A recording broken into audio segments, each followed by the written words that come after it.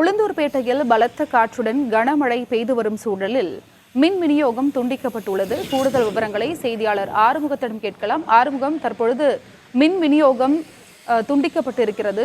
அந்த பகுதியில் உள்ள மக்கள் என்ன சொல்றாங்க? அங்குள்ள களச்சூழல் என்ன? வணக்கம். அதாவது வடகிழக்கு பருவமழை தீவிரமடைந்து வங்கக்கடலில் உருவான தற்போது புதிய புயல் கரையை கடந்து வருகிறது. இதனால் கள்ளக்குறிச்சி மாவட்டத்திற்கு ரெட் அலர்ட் எச்சரிக்கை விடப்பட்டு மாவட்டம் முழுவதும் கனமழை பெய்து வருகிறது. இந்த நிலையில் உளுந்தூர்பேட்டை மற்றும் அதன் சுற்றுவட்டார பகுதிகளான கெடிலம், சேந்தநாடு, மடப்பட்டு, பரிக்கல், பிள்ளையார்குப்பம், வண்டிப்பாளையம் உள்ளிட்ட பல்வேறு கிராமங்களில் நேற்று முதல் தற்போது வரை சூறைக்காற்றுடன் கனமழை பெய்து வருகிறது.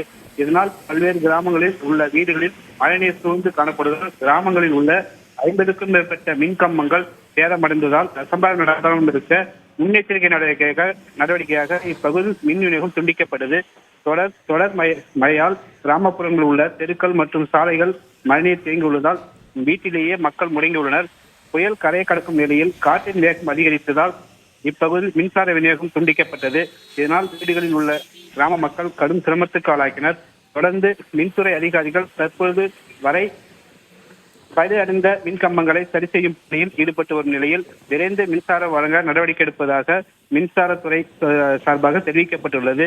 தொடர்ந்து மின்சாரம் இல்லாததால் பொதுமக்கள் வீட்டுக்குள்ளே முடங்கி உள்ளனர். தொடர்ந்து இப்பகுதியில் பலத்த மழை பெய்து வருகிறது. அருணா, கனமழை பெய்து வரும் சூழலில் அசம்பாவிதங்கள் ஏதும் நிகழாமல் இருக்க மின் விநியோகம் துண்டிக்கப்பட்டுள்ளதா சொல்லியிருக்கீங்க. உங்களுடைய தகவலுக்கு நன்றி ஆறுமுகம்.